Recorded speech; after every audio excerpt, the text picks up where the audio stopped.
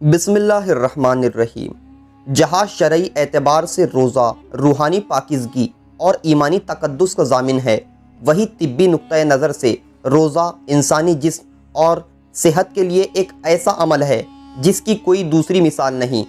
रोज़े की शरई अहमियत अपनी जगह है, लेकिन तिब्ब और साइंस के एतबार से जो रोज़े के फ़वाइद है, इनकी रोशनी में डॉक्टर्स यही कहते हैं कि इंसानी सेहत की बेहतरी व बहाली के लिए रोज़ा नागुज़ीर है। रोज़े का निज़ाम मेडिकल और साइंस के अहकाम व अहवाल के ऐन मुताबिक है, जिससे ये मालूम होता है कि इस्लाम एक साइंटिफिक मज़हब है।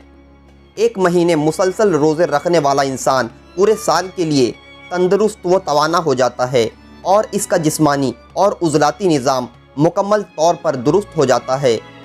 यहाँ ये बात भी काबिल गौर है कि इस्लाम साइंटिफिक होने के साथ साथ निहायत जदीद तरीन भी है। इसलिए एक तरफ तो रोज़े रखने की सख्ती से ताकीद की गई है, दूसरी जानिब बीमारी की हालत में और दूसरे अहम उज़्र की शक्ल में इस्लाम में रोज़े को छोड़ने की भी इजाज़त है। माहिरीन का कहना है कि रोज़ा इंसान की ज़ाहिरी खूबसूरती, जिल्द की ताजगी, बालों हत्ता के नाखूनों के लिए भी मुफीद साबित होता है। रोज़ा सारे निज़ाम हज़म को एक माह के लिए आराम मुहैया कर देता है।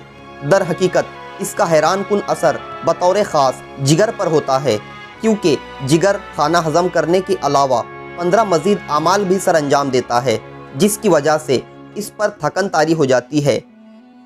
दूसरी तरफ रोज़े के ज़रिए जिगर को 4 से 6 घंटों तक आराम मिल जाता है, जो रोज़े के बगैर कतई नामुमकिन है, क्योंकि बेहद मामूली खुराक, यहाँ तक कि 1 ग्राम के 10वें हिस्से के बराबर भी अगर मैदे में दाखिल हो जाए तो पूरा निज़ाम इन्हिज़ाम अपना काम शुरू कर देता है और जिगर फ़ौरन मसरूफ़ अमल हो जाता है।